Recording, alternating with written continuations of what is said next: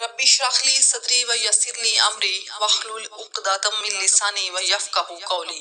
السلام علیکم ورحمۃ اللہ وبرکاتہ۔ قرآن مجید میں ارشاد باری تعالیٰ ہوتا ہے وَاذْكُرْ فِي الْكِتَابِ إِدْرِيسَ إِنَّهُ كَانَ صَدِيقًا نَبِيًّا وَرَفَعْنَاهُ مَكَانًا عَلِيًّا، اور یاد کرو کتاب میں ادریس علیہ السلام کو، بے شک وہ صدیق، غیب کی خبریں دینے والا، ہم نے اسے بلند مکان پر اٹھا لیا۔ اللہ پاک نے اپنے اس فرمان میں حضرت ادریس علیہ السلام کی تعریف فرمائی اور ان کی نبوت و صدیقیت کو ظاہر کیا۔ حضرت ادریس علیہ السلام کا نام بائبل میں خنوخ مذکور ہے۔ نبی کریم صلی اللہ علیہ وآلہ وسلم کا سلسلہ نسب بھی حضرت ادریس علیہ السلام سے جا ملتا ہے اور ان کے توسل سے حضرت شیس علیہ السلام سے ملتا ہے۔ حضرت آدم علیہ السلام کے بعد حضرت شیس علیہ السلام اور پھر حضرت ادریس علیہ السلام کو نبوت سے سرفراز کیا گیا۔ ابن اسحاق رحمۃ اللہ علیہ سے منقول ہے کہ روئے زمین پر حضرت ادریس علیہ السلام پہلے شخص تھے جنہوں نے قلم کا استعمال کیا۔ آپ علیہ السلام نے حضرت آدم علیہ السلام کی زندگی کے 380 سال پائے ہیں۔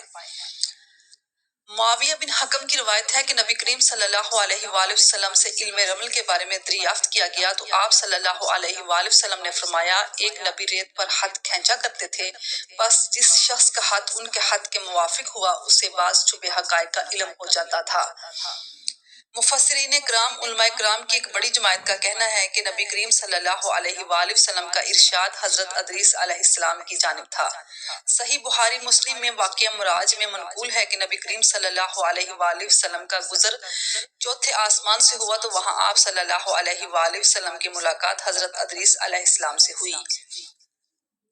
حضرت ابن جریر رحمۃ اللہ علیہ کے مطابق حضرت حلال بن یصاف رضی اللہ تعالیٰ عنہ کہتے ہیں کہ میرے ہوتے ہوئے حضرت عبداللہ بن عباس رضی اللہ تعالیٰ عنہ نے حضرت کعب رضی اللہ تعالیٰ عنہ سے پوچھا کہ حضرت ادریس علیہ السلام کے بارے میں وَرَفَعْنَاهُ مَكَانًا عَلِيًّا سے کیا مراد ہے؟ تو حضرت کعب رضی اللہ تعالیٰ عنہ نے جواباً کہا حضرت ادریس علیہ السلام کی جانب اللہ نے وحی کی کہ میں بنی آدم کے تمام اعمال کے مطابق روزانہ آپ علیہ السلام کے مرتبہ کو بلند کروں گا۔ اس دوران آپ علیہ السلام کے پاس ایک دوست فرشتہ آیا۔ آپ علیہ السلام نے اس سے کہا کہ اللہ پاک نے مجھے ایسی وحی فرمائی ہے، لہٰذا تم ملک الموت سے بات کرو کہ وہ مجھے کچھ مہلت دے دے تاکہ میں اپنے عمل کو بڑھا سکوں۔ فرشتے نے انہیں پروں میں لیا اور آسمان کی طرف پرواز کی اور جب چوتھے آسمان پر پہنچے تو حضرت اسرائیل علیہ السلام مل کے وہ نیچے زمین پر آ رہے تھے۔ فرشتے نے حضرت اسرائیل علیہ السلام سے وہ بات کی جو حضرت ادریس علیہ السلام نے ان سے کی تھی۔ اس پر حضرت اسرائیل علیہ السلام نے پوچھا ادریس علیہ السلام کہاں ہیں؟ فرشتے نے کہا یہ دیکھو میری پیٹھ کے پیچھے ہیں۔ یہ سن کر حضرت اسرائیل علیہ السلام نے کہا تعجب ہے، مجھے کہا گیا تھا کہ چوتھے آسمان میں ادریس علیہ السلام کی روح قبض کرو۔ میں سوچ ہی رہا تھا کہ چوتھے آسمان میں ان کی روح کیسے قبض کروں، وہ تو زمین پر ہیں۔ چنانچہ وہیں ان کی روح قبض کر لی گئی۔ یہی وہ واقعہ ہے جس کے بارے میں اللہ پاک نے فرمایا ہم نے انہیں بلند مکان پر اٹھایا۔ اسی آیت کی تفسیر بیان کرتے ہوئے ابی ابن حاتم رحمۃ اللہ علیہ نے یہ حدیث بیان کی ہے کہ حضرت ادریس علیہ السلام نے اس فرشتے سے کہا کہ میرے بارے میں ملک الموت سے پوچھو کہ میری عمر کتنی رہ گئی ہے۔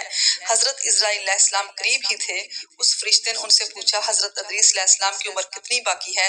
حضرت ادریس علیہ السلام نے کہا میں اس وقت تک کچھ نہیں کہہ سکتا جب تک انہیں دیکھ نہ لوں۔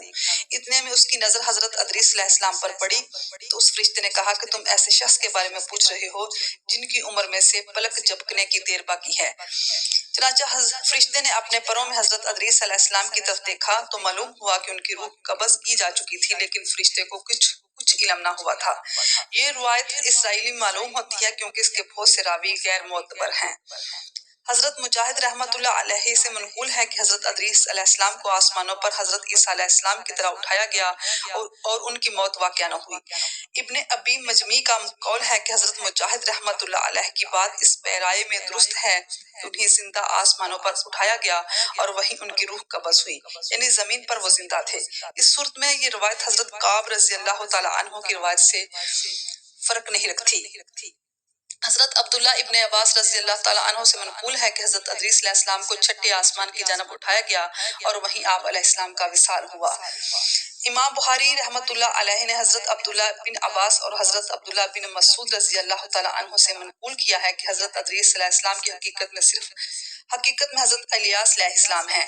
اس بات کی تصدیق حضرت امام ظہری رحمۃ اللہ علیہ کی اس روایت سے بھی ہوتی ہے کہ جو انہوں نے حضرت انس بن مالک رضی اللہ تعالیٰ عنہ سے منقول کی ہے کہ نبی کریم صلی اللہ علیہ وآلہ وسلم کا گزر معراج شریف کی رات حضرت ادریس علیہ السلام کے پاس سے ہوا تو حضرت ادریس علیہ السلام نے کہا کہ خوش آمدید نیک بھائی اور نیک نبی۔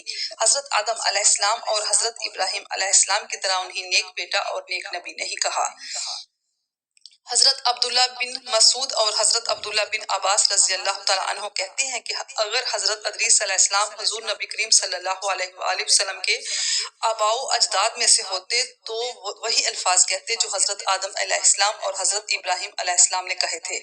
ان حضرات کی بات اس بات کی دلیل نہیں ہے، کیونکہ ایسا بھی ہو سکتا ہے کہ حضرت ادریس علیہ السلام نے عاجزی اور انکساری کی وجہ سے نبی کریم صلی اللہ علیہ وآلہ وسلم کو بھائی کہا ہو، اور اس کی ایک وجہ یہ بھی ہو سکتی ہے حضرت آدم علیہ السلام اور حضرت ابراہیم علیہ السلام کا حضور نبی کریم صلی اللہ علیہ وآلہ وسلم کے بعد فوقیت حاصل ہے۔